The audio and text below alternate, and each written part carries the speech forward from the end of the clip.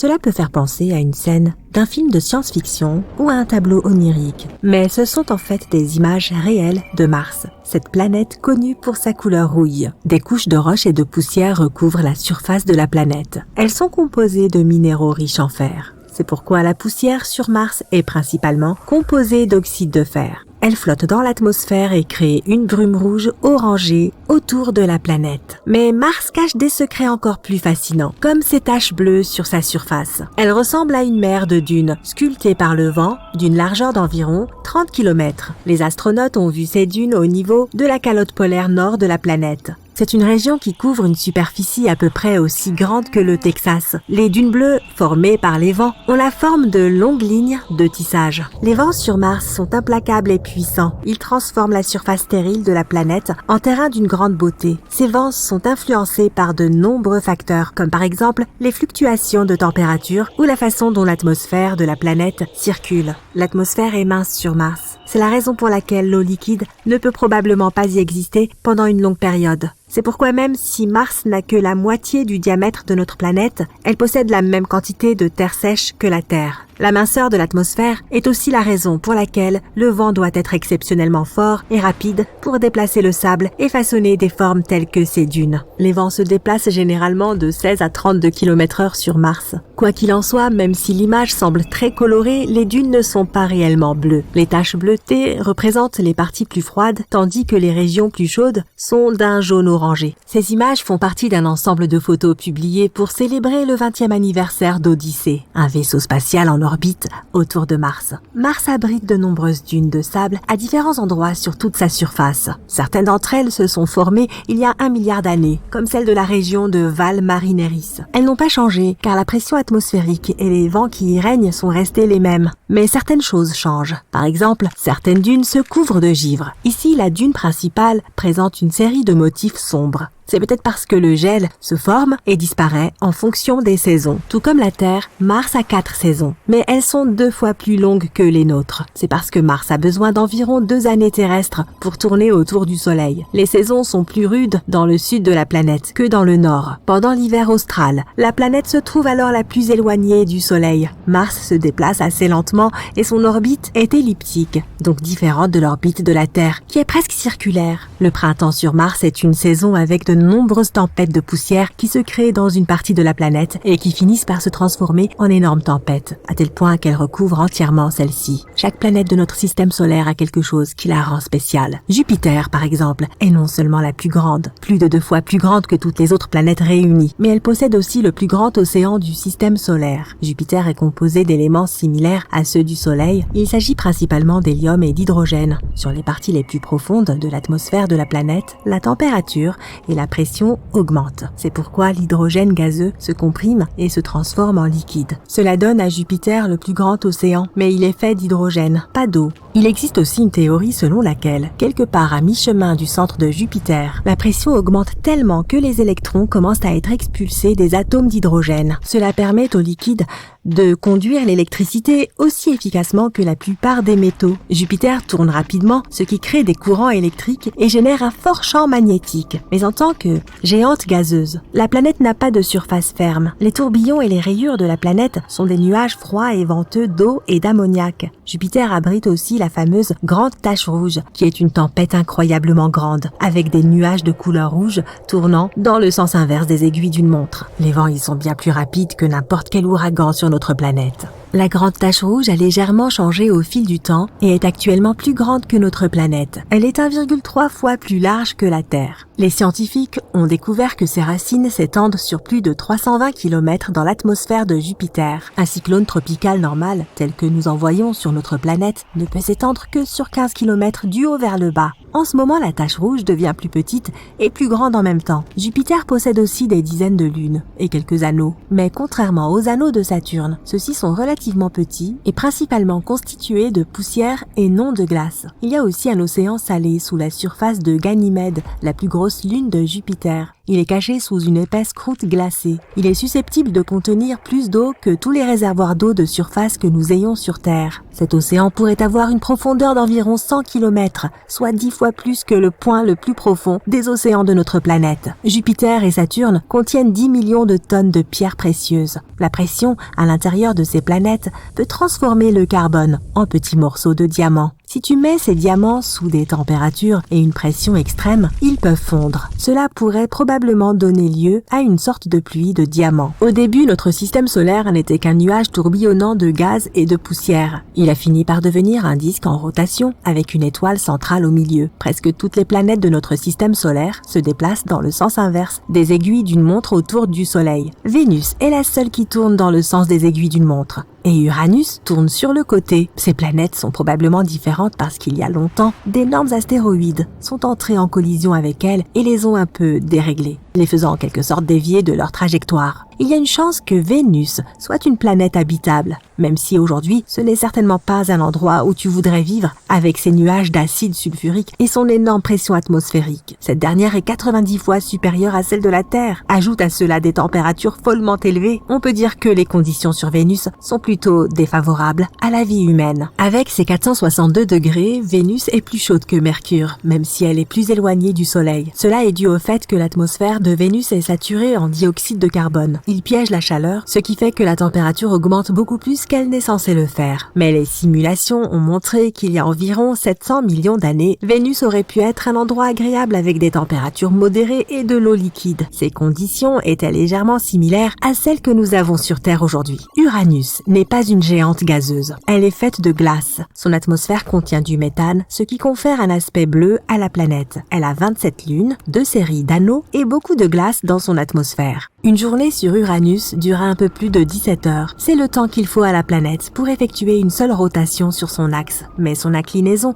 est si prononcée que la plupart du temps, l'un ou l'autre pôle est dirigé vers le Soleil. C'est pourquoi la durée du jour au pôle Nord est de presque une demi-année. Et une année sur Uranus est aussi longue que 84 années terrestres. Si tu vivais sur Uranus, près de son pôle Nord, tu pourrais voir le Soleil dans le ciel pendant 42 ans. Ce serait l'été. Après cela, le Soleil se coucherait et tu devrais vivre les 42 années suivantes dans l'obscurité. Ce serait l'hiver sur la planète. Neptune est la plus lointaine et la plus petite des géantes gazeuses. La gravité sur cette planète est similaire à celle que nous avons sur Terre. Mais tu ne pourrais pas te tenir debout sur la surface de Neptune, qui est composée de gaz et non de terre ferme. Triton, la plus grande des lunes de la planète, tourne autour de Neptune de façon très inhabituelle. Elle se déplace à l'envers par rapport au reste des lunes de la planète. Triton effectue aussi un lent mouvement en spirale vers l'intérieur en direction de Neptune. Un jour, dans des milliards d'années, elle sera probablement détruite par les forces gravitationnelles de la planète et ne sera plus qu'un anneau autour de Neptune. Cet anneau continuera à être tiré vers l'intérieur jusqu'à ce qu'il finisse par s'écraser sur la planète.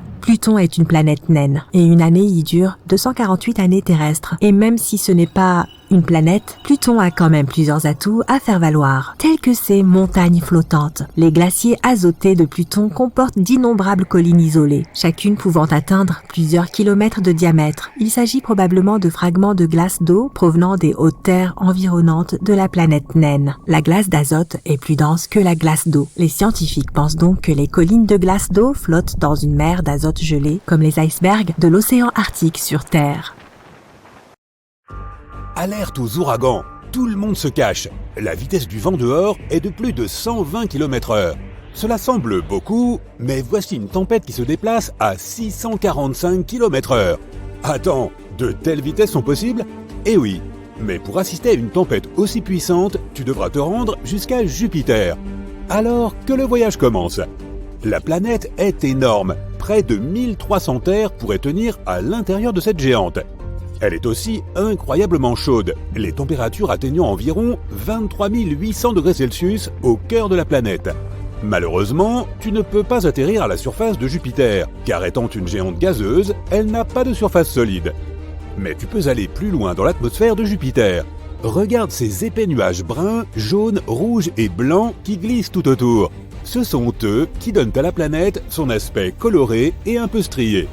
Si tu continues à descendre vers le centre de la planète, tu verras son atmosphère, principalement composée d'hydrogène et d'hélium gazeux, se liquéfier. Cela se produit en raison de l'immense pression atmosphérique. Le noyau de la planète lui-même est un objet mystérieux. Les scientifiques n'ont toujours pas compris s'il s'agit d'une boule d'un épais liquide en fusion ou d'une roche solide dont la masse serait 14 à 18 fois supérieure à celle de la Terre. De toute façon, l'exploration de Jupiter n'est pas le but principal de ton voyage. Et non, tu t'es rendu ici pour voir la grande tache rouge. C'est une énorme tempête qui fait rage dans l'hémisphère sud de la géante gazeuse. Ses plus hautes strates s'élèvent à plus de 8 km au-dessus du sommet des nuages environnants. La tempête elle-même est 1,3 fois plus grande que notre planète. En 2017, la sonde spatiale Juno de la NASA a réussi à collecter de nombreuses données sur la tache rouge. Et il s'est avéré que cette tempête monstrueuse descendait à plus de 320 km dans l'atmosphère de la planète. C'est 30 à 100 fois plus profond que n'importe quel océan sur Terre. Mais ces mesures sont probablement imprécises, et les véritables racines de la tempête pourraient être encore plus étendues. La grande tache rouge est plus froide que le reste de l'atmosphère. Et n'oublie pas que les températures de Jupiter sont de moins 148 degrés Celsius au sommet des nuages. En revanche, plus on se rapproche du noyau, plus il fait chaud. Mystérieusement, les températures les plus élevées jamais enregistrées sur la géante gazeuse se sont produites dans l'atmosphère juste au-dessus de la grande tache rouge. Là, la chaleur a atteint 1300 degrés Celsius. Cette température est plus élevée que celle de la lave sur notre planète. Les astronomes pensent que les turbulences causées par la tempête seraient capables de produire des ondes gravitationnelles et sonores qui pourraient être responsables de cette surchauffe. Mais la tempête elle-même est plus chaude en bas qu'en haut. Cela fait plus de 150 ans que les gens observent le vortex en mouvement sur Jupiter. Il y a quelque temps, les astronomes ont prédit qu'il allait progressivement ralentir et devenir plus petit, voire disparaître complètement. Mais cela ne s'est pas avéré être le cas.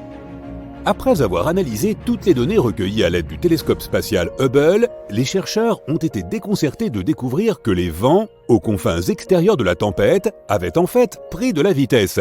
La variation de la vitesse du vent n'est pas supérieure à 2,5 km/h au cours d'une année terrestre. C'est un changement infime. Mais aussi petite que soit cette différence, elle est tout de même significative. La vitesse du vent au bord de la tempête peut atteindre une vitesse ahurissante de 650 km/h.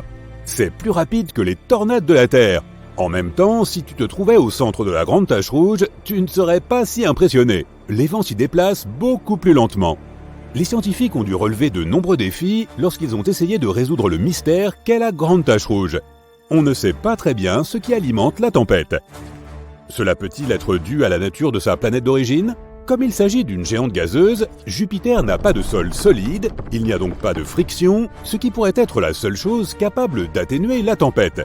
Les gaz chauds de l'atmosphère de la planète sont toujours en mouvement. Ils montent, descendent, tourbillonnent, tout comme sur notre planète où l'air plus frais et plus chaud se mélangent et se fondent l'un dans l'autre, formant des tempêtes gigantesques qui tournent sur elles-mêmes. Les astronomes pensent qu'autrefois, plusieurs immenses tempêtes ont pu se réunir et créer la grande tache rouge. Et maintenant, elles continuent de tourner en attirant constamment des gaz froids des profondeurs et des gaz chauds en altitude. De plus, la tempête pourrait absorber d'autres cyclones plus petits. Cela rend la grande tache rouge encore plus puissante. Malheureusement, les épais nuages sur Jupiter ne permettent pas aux astronomes de voir ce qui se passe dans la basse atmosphère de la planète. Les scientifiques spéculent depuis des décennies sur ce qui pourrait se cacher sous la grande tache rouge. S'agit-il d'un volcan massif ? Peu probable. Jupiter est principalement composée de gaz, et elle n'a pas de croûte qui pourrait se fissurer, laissant la lave s'échapper de l'intérieur de la planète. Il existe également quelques théories expliquant pourquoi la tempête possède cette couleur caractéristique. Elle varie du blanc et du rose pâle à l'orange vif, en passant par un rouge brique. Certains scientifiques pensent que la réponse se trouve profondément sous la grande tache rouge, plus près de la surface de la planète. Une couche de gaz incolore pourrait réagir au rayonnement UV provenant du Soleil. C'est probablement ce qui donne à la tempête sa couleur rouge. Mais pour l'instant, ce n'est encore qu'une théorie. Maintenant, tu en sais à peu près autant que nous.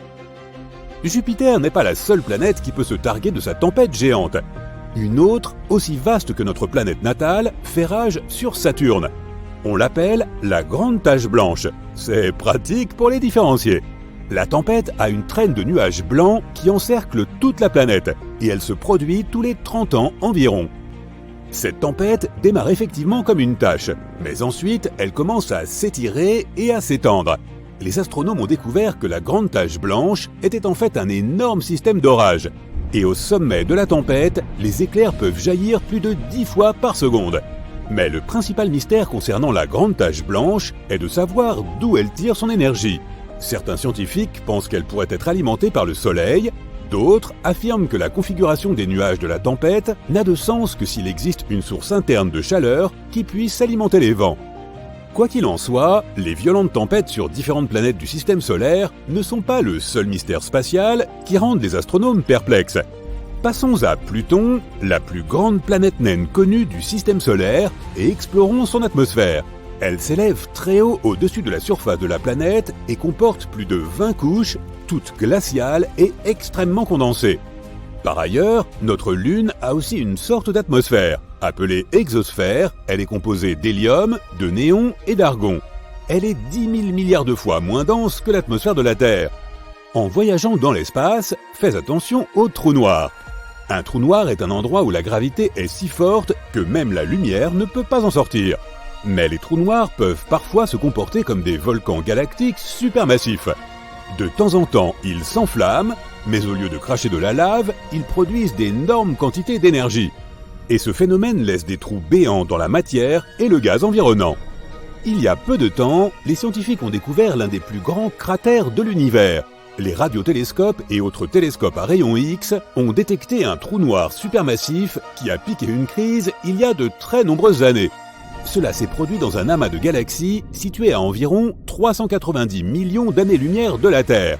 Le cratère que cet événement a laissé derrière lui pourrait contenir 15 galaxies semblables à la Voie lactée. Oui, même moi ça me dépasse un peu. Pendant ton voyage à travers l'espace, réfléchis bien avant d'atterrir sur des planètes inconnues. Sinon, tu risques de te retrouver dans un endroit comme K2 141b. C'est une planète située en dehors de notre système solaire. À première vue, elle n'est pas si différente de la Terre. Elle possède des océans liquides qui s'évaporent, forment des nuages, se condensent et reviennent à la surface sous forme de pluie. Mais au lieu d'eau, il pleut des pierres. La surface de cette exoplanète est recouverte de mers de lave profondes de plusieurs dizaines de kilomètres. Les températures sur K2 141b atteignent bang, un autre coup sur Jupiter. Voyons voir, une géante gazeuse, la plus grande planète du système solaire, 318 fois plus grande que la Terre, 2,5 fois plus grande que toutes les autres planètes du système solaire réunies. Et un autre élément intéressant, si elle grossissait encore, elle deviendrait en fait plus petite.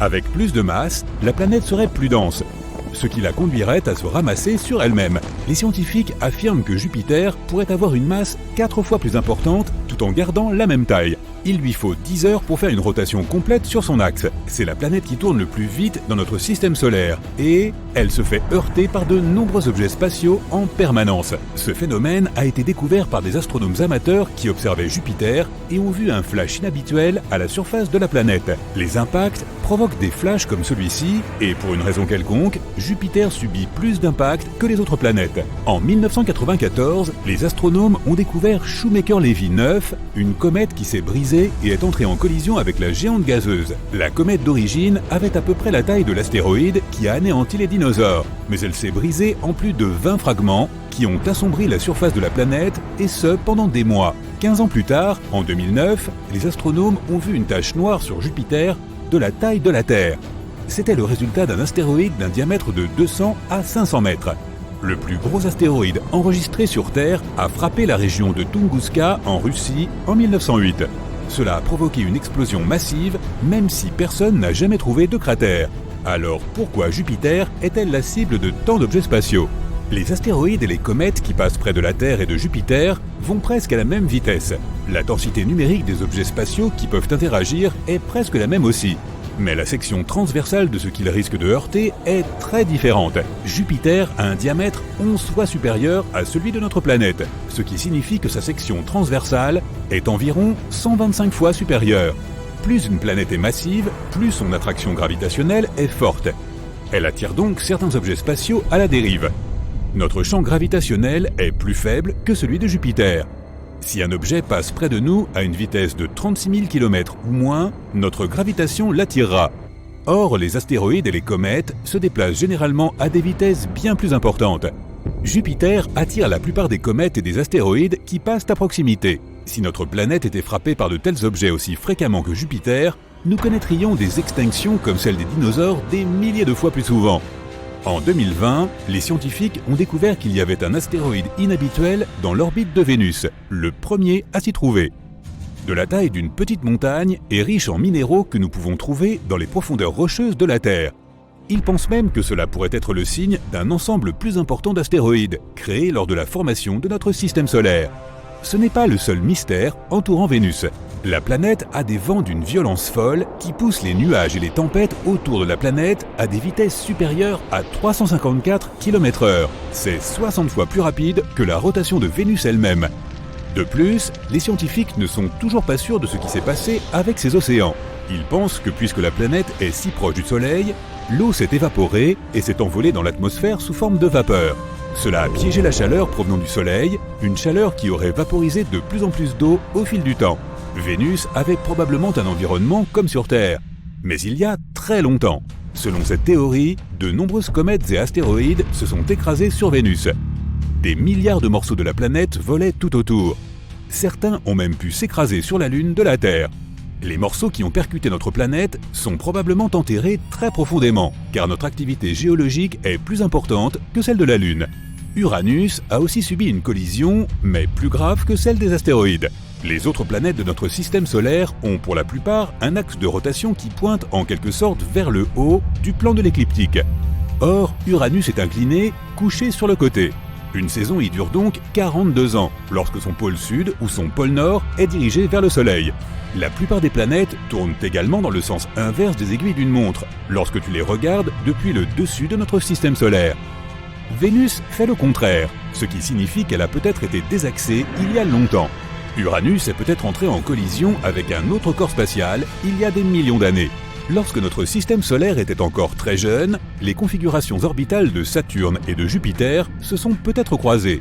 Leurs forces gravitationnelles ont en quelque sorte créé un élan orbital et l'ont transféré à Uranus, ce qui l'a désaxé. Des millions d'astéroïdes orbitent autour du Soleil, mais il n'y en a pas tant que ça qui passent près de la Terre de temps en temps. Il n'y a donc pas de corps spatiaux dangereux qui viennent vers nous. Il est prévu que nous visitions Mars dans les années 2030, et les scientifiques espèrent que Mars ne sera pas la cible de certains corps spatiaux plus gros. De nouveaux cratères se forment sur la planète rouge tous les jours ou tous les 2 jours. Ils peuvent mesurer jusqu'à 4 mètres de large, ce qui signifie qu'ils ont pu être formés par des objets de la taille d'un ballon de foot. Comme l'atmosphère y est plus fine que la nôtre, les corps plus petits peuvent y pénétrer plus facilement.